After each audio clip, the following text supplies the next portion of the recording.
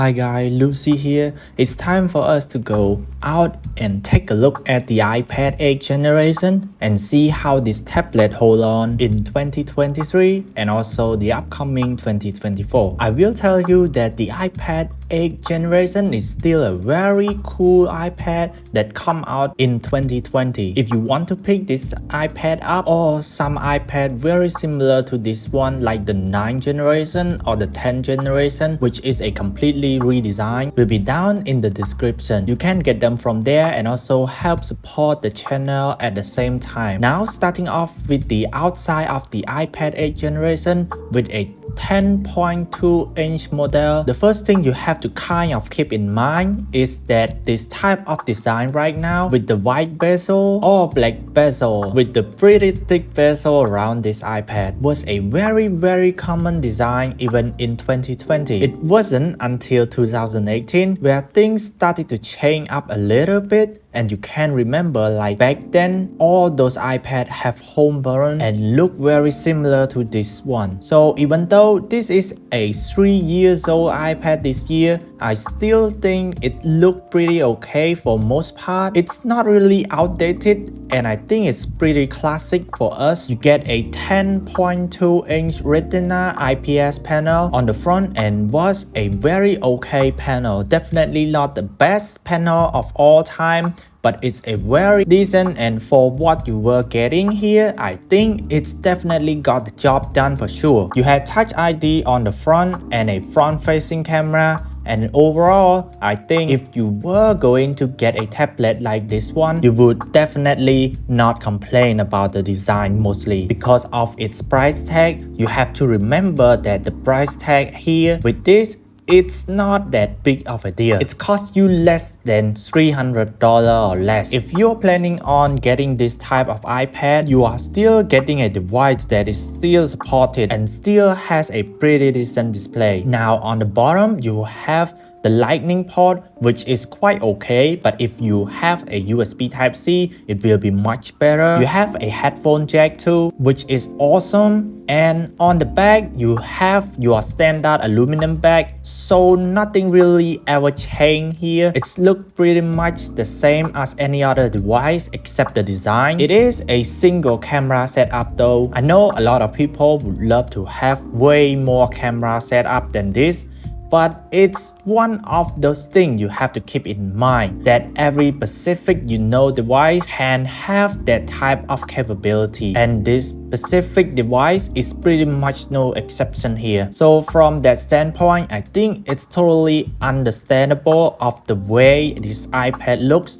And when you kind of look at the newer iPads, of course they have way less bezel and everything, but when this iPad came out, I thought it looked really good, and I was really happy that Apple switched away from their 9.7-inch panel up to this 10.2-inch panel because they actually did look way better than the previous model. So from the outside, there are not any crazy cool features that you probably already don't know about. In terms of the camera setup, it's kind of an interesting setup that we have here. We have that back camera, which is an 8-megapixel sensor. It's a standard camera on the back, so nothing really crazy here. It's just a very basic camera, and on the front you have a 1.2 megapixel standard camera. So this type of camera really, like I said, ain't any crazy. It might really useless for most of the time, but if you need to do like a video call, meeting and things like that, both front and back cameras are fine. So it is capable of doing those things. For me, another big thing with this specific iPad is actually its software on the longevity. So like I said, this iPad came out in 2020 and internally it's pretty much has the same chipset. The best way to put it, it has an iPhone XR chipset. So internally, it's almost like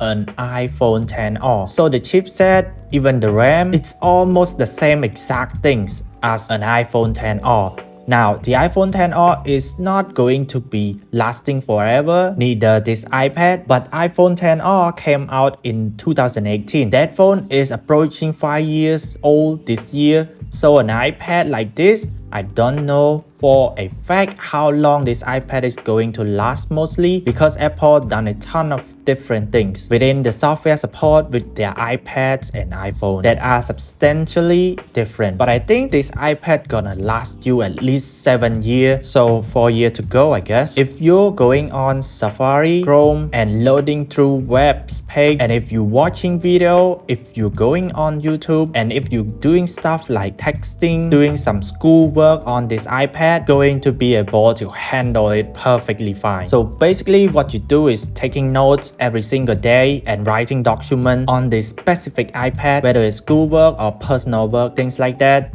This iPad, it's going to be able to handle it too. Like there's not much to complain about here. But even if you're going to those higher end applications, you're definitely going to notice slowdown, but it's not going to be as bad as you would think. I think that A12 Bionic chip is very optimized to handle a lot of heavier applications.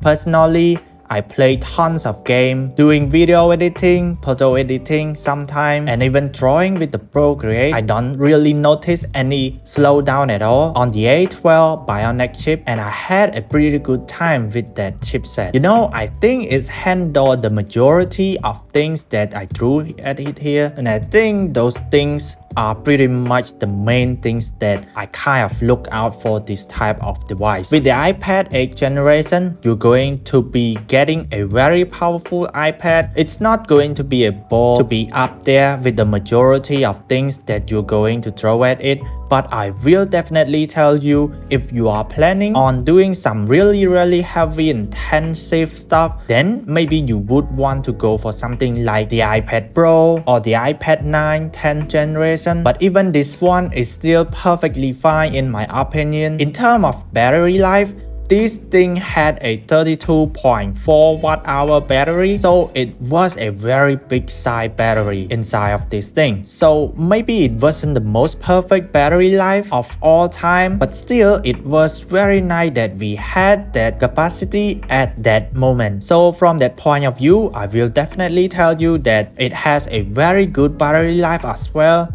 And to sum up this video, what I definitely tell you is I do think the iPad 8th generation is completely worth it for sure. I think this is a very good iPad, and no matter what you do with it, it's going to be able to handle it pretty much a lot of things. Now, it's not like it's perfect, but from the price point, like the display is 60Hz versus 120Hz, maybe the panel, maybe the bezel around it, I think that the iPad 8th generation won't suit a lot of people. The cameras aren't that great and pretty much useless except video calling. It doesn't have the latest chipset, but I still think that this is a very good iPad for the amount that you're going to pay, for maybe like $200 to $300 something. It's gonna be a very decent iPad in my opinion. So that kind of cover up everything there. If you have any thoughts or questions, let me know in the comment section below. Hit the like button, that will be so much appreciated. But definitely hit that subscribe button. More importantly to everything else, thank you for watching and sharing this video. Hopefully I catch you guys in the next video. Please don't have a good day, have a great day.